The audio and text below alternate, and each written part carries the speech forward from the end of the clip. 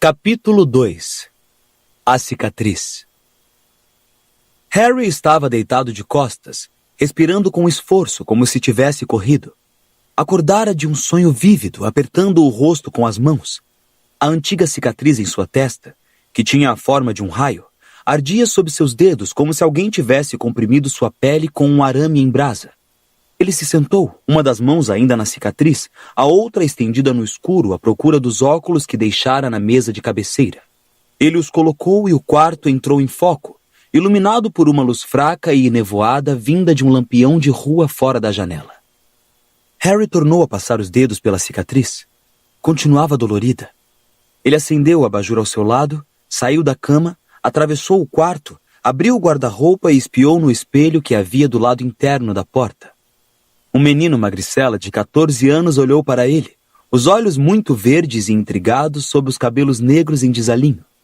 Examinou com mais atenção a cicatriz em sua imagem. Parecia normal, mas continuava ardendo. Harry tentou se lembrar do que estivera sonhando antes de acordar. Parecera tão real.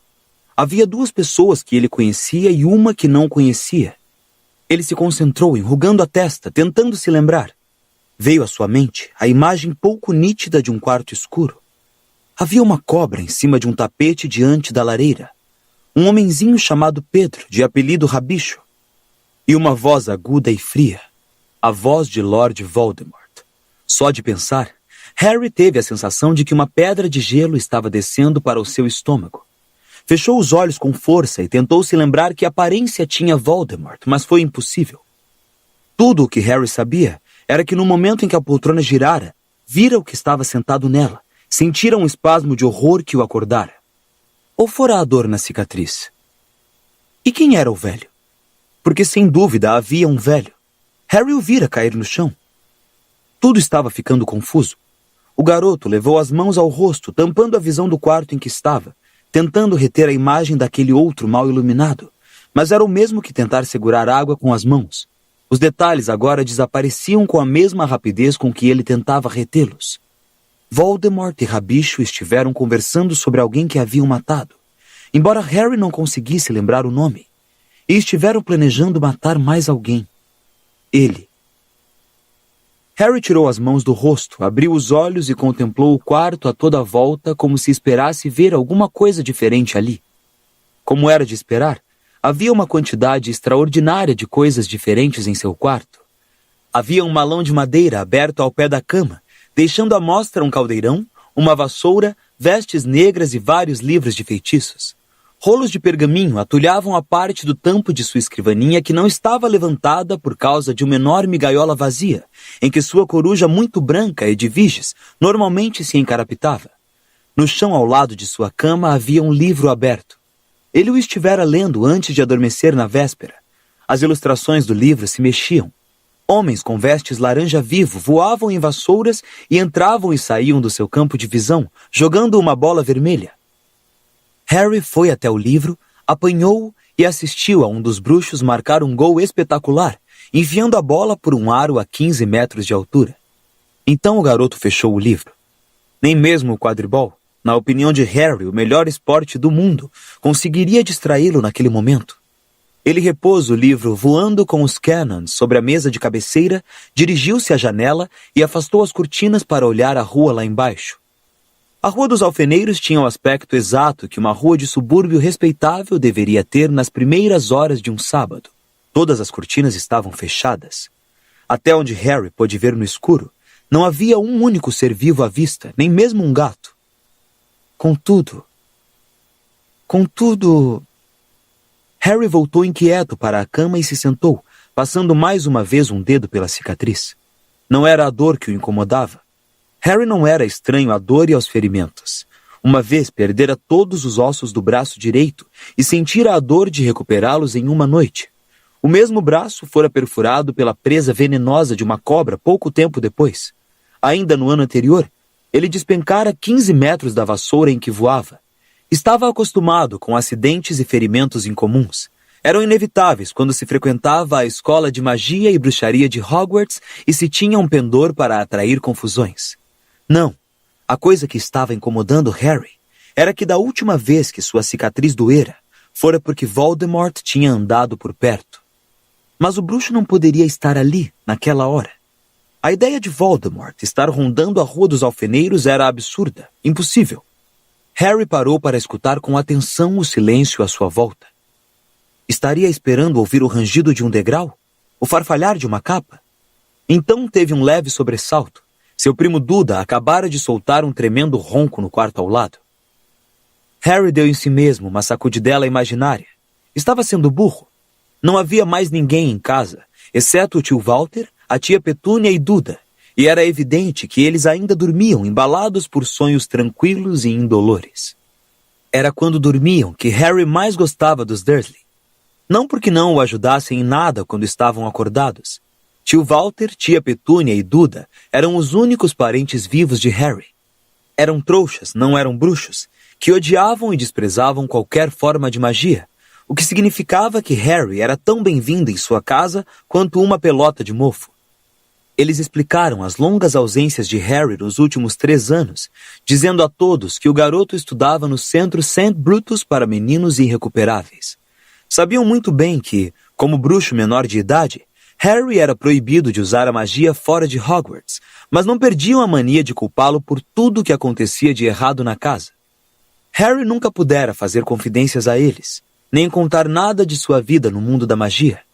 A simples ideia de procurá-los quando acordassem, para falar que sua cicatriz estava doendo e que estava preocupado com Voldemort, era ridícula. No entanto, era por causa de Voldemort que Harry viera morar com os Dursley para início de conversa. Se não fosse por aquele bruxo, Harry não teria na testa a cicatriz em forma de raio. Se não fosse por Voldemort, o garoto ainda teria paz. Harry tinha 1 ano de idade na noite em que Voldemort, há 1 século o bruxo das trevas mais poderoso do mundo, um bruxo que fora adquirindo poder continuamente durante 11 anos, tinha chegado à sua casa e matado seus pais. Depois, Voldemort brandira sua varinha contra Harry, executara o feitiço que havia liquidado muitos bruxos adultos durante sua ascensão ao poder, e inacreditavelmente, o feitiço não produzira efeito. Em vez de matar o garotinho, o feitiço se voltara contra o bruxo. Harry sobrevivera marcado apenas por um corte em forma de raio na testa, mas Voldemort fora reduzido a uma coisa quase sem vida. Despojado de seus poderes, a vida quase extinta, ele fugira. O terror em que a comunidade secreta de bruxos vivera tanto tempo se dissipou. Os seguidores de Voldemort debandaram e Harry Potter se tornou famoso. Harry tivera um choque de bom tamanho ao descobrir no seu 11º aniversário que era bruxo. Fora ainda mais desconcertante descobrir que todos no mundo secreto da magia conheciam seu nome. Harry chegara a Hogwarts e se deparara com cabeças que se viravam e cochichos que o seguiam aonde fosse. Mas agora já se acostumara com isso. No fim deste verão, ele iria começar o seu 4º ano em Hogwarts e já estava contando os dias para regressar ao castelo. Mas faltavam ainda 15 dias para as aulas recomeçarem. Harry tornou a examinar o quarto, desanimado, e seus olhos pousaram nos cartões de aniversário que seus 2 melhores amigos tinham lhe mandado no fim de julho. Que será que diriam se eles escrevessem para contar que a cicatriz estava doendo? Na mesma hora, a voz de Hermione Granger penetrou em sua cabeça, aguda e cheia de pânico. Sua cicatriz está doendo? Harry, isso é realmente sério. Escreve ao professor Dumbledore. Vou verificar no meu livro Aflições e Males Comuns na Magia. Quem sabe tem alguma coisa lá sobre cicatrizes produzidas por feitiços. Este seria o conselho de Hermione. Vai procurar o diretor de Hogwarts e enquanto isso vai consultando um livro. Harry contemplou pela janela o céu azul, quase negro. Duvidava muito de que um livro pudesse ajudá-lo. Que ele soubesse, era a única pessoa que tinha sobrevivido a um feitiço como o de Voldemort. Portanto, era pouco provável que encontrasse os seus sintomas descritos em Aflições e Males Comuns na Magia. Quanto a informar ao diretor, Harry não fazia a menor ideia de onde Dumbledore passava as férias de verão. Só por um momento divertiu-se em imaginar Dumbledore, com sua longa barba prateada, vestes compridas de bruxo e chapéu cônico, estirado em uma praia qualquer, passando filtro solar no longo nariz torto. Mas onde quer que Dumbledore estivesse, Harry tinha certeza de que Edwige seria capaz de encontrá-lo. A coruja de Harry, até aquele dia, jamais deixara de entregar uma carta, mesmo sem endereço. Mas o que iria escrever? Prezado professor Dumbledore, desculpe meu incômodo, mas minha cicatriz doeu hoje de manhã. Atenciosamente, Harry Potter. Mesmo em sua cabeça, as palavras pareciam idiotas. Então ele tentou imaginar a reação do seu outro melhor amigo, Rony Weasley, e num instante, o rosto sardento, de nariz comprido do amigo começou a flutuar diante de Harry, com uma expressão de atordoamento. Sua cicatriz doeu? Mas você sabe quem não pode estar por perto agora, pode? Quero dizer, você saberia, não saberia? Ele estaria tentando matar você outra vez, não é? Sei não, Harry. Vai ver, as cicatrizes produzidas por feitiço sempre doem um pouquinho. Vou perguntar ao meu pai. O Sr. Weasley era um bruxo diplomado que trabalhava na seção de controle do mau uso dos artefatos dos trouxas, no Ministério da Magia. Mas pelo que Harry soubesse, não tinha qualquer formação específica em feitiços. Em todo caso, não lhe agradava a ideia de que a família Weasley inteira soubesse que estava assustado por causa de uma dorzinha. A Sra. Weasley se preocuparia mais do que Hermione, e Fred e George, os gêmeos de 16 anos, irmãos de Rony, poderiam pensar que Harry estava se acovardando. Os Weasley eram a família de que Harry mais gostava no mundo, e ele tinha esperanças de que o convidassem para passar uns dias na casa deles uma hora dessas. Rony mencionara alguma coisa sobre uma Copa Mundial de Quadribol, e Harry não queria que sua visita fosse pontuada por perguntas ansiosas sobre sua cicatriz. O garoto massageou a cicatriz com os nós dos dedos, o que ele realmente queria, e se sentiu quase envergonhado de admitir para si mesmo. Era alguém como um pai ou uma mãe, um bruxo adulto a quem pudesse pedir um conselho sem se sentir burro, alguém que gostasse dele, que tivesse tido experiência com artes das trevas. E então lhe ocorreu a solução. Era tão simples, tão óbvia, que ele nem podia acreditar que tivesse levado tanto tempo para lembrar. Sirius. Harry saltou da cama, saiu correndo e se sentou à escrivaninha. Puxou um pergaminho para perto, molhou a pena de águia no tinteiro, escreveu Caro Sirius, e em seguida parou, pensando qual seria a melhor maneira de contar o seu problema, ainda admirado com o fato de não ter pensado nele logo de saída. Mas por outro lado, talvez não merecesse tanta admiração. Afinal, ele só descobrira que Sirius era seu padrinho fazia 2 meses. Havia uma razão simples para a absoluta ausência de Sirius da vida de Harry até aquele momento. O bruxo estivera em Azkaban, a assustadora prisão de bruxos, guardada por dementadores, criaturas malignas que não possuíam olhos, sugavam a alma das pessoas e tinham ido a Hogwarts procurar Sirius quando ele fugira. Porém, o bruxo era inocente. As mortes pelas quais fora condenado tinham sido cometidas por Rabicho, seguidor de Voldemort, que quase todos ainda pensavam estar morto. Harry, Rony e Hermione sabiam que não. Tinham encontrado Rabicho cara a cara no ano anterior, embora apenas o professor Dumbledore tivesse acreditado na história que eles contaram. Durante uma gloriosa hora, Harry acreditara que finalmente deixaria a casa dos Dursley, porque Sirius se oferecera para ficar com ele depois que limpasse o próprio nome. Mas a oportunidade lhe fora roubada. Rabicho escapara antes que pudessem levá-lo ao Ministério da Magia, e Sirius teve de fugir para salvar a vida. Harry o ajudara a escapar, montado em um hipogrifo chamado Bicuço, e desde então, Sirius estava foragido. A casa que Harry poderia ter tido, se Rabicho não tivesse desaparecido, o atormentara o verão inteiro. Fora 2 vezes mais penoso voltar para os Dursley sabendo que quase se livrara deles para sempre. Ainda assim, Sirius vinha ajudando Harry mesmo sem poder estar presente. Graças ao padrinho, Harry agora tinha todo o seu material escolar guardado no quarto. Os Dursley nunca haviam permitido isso.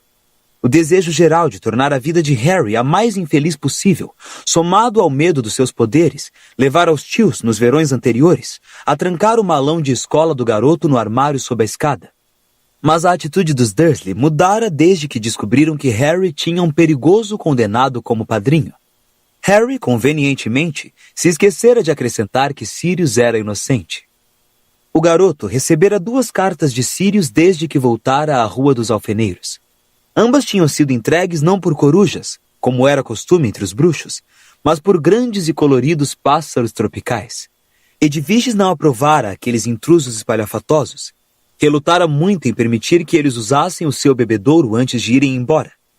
Harry, por outro lado, gostara muito das aves. Fizeram-no lembrar palmeiras e praias de areia branca, e ele desejara que, onde quer que o padrinho estivesse, Sirius nunca dizia, temendo que as cartas fossem interceptadas, que estivesse se divertindo. Por alguma razão, Harry achava difícil imaginar dementadores que sobrevivessem muito tempo sob o sol forte. Talvez por isso é que Sirius tivesse rumado para o sul. As cartas dele, que agora estavam escondidas sob a utilíssima tábua solta do soalho embaixo da cama de Harry, tinham um tom animado, e nas duas ele lembrava Harry que o chamasse se um dia precisasse. Bem, ele bem que precisava chamar o padrinho agora. Sua luz de cabeceira parecia estar enfraquecendo, à medida que a luz fria e cinzenta que antecede o nascer do sol penetrava devagarinho no quarto.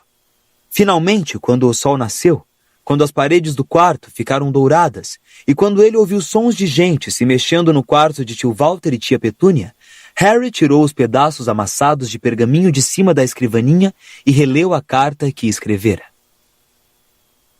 Caro Sirius, obrigado por sua última carta. A ave era enorme, quase não pôde passar pela minha janela. As coisas continuam na mesma por aqui. A dieta de Duda não está dando muito certo. Minha tia o pegou contrabandeando rosquinhas fritas e açucaradas para dentro do quarto ontem. Meus tios disseram que vão ter de cortar a mesada dele caso ele continue fazendo isso. Então Duda ficou com muita raiva e atirou pela janela o PlayStation. Isso é uma espécie de computador com muitos jogos. Foi realmente uma burrice, porque agora ele não tem nem um Mega Mutilation Parte 3 para distrair as ideias.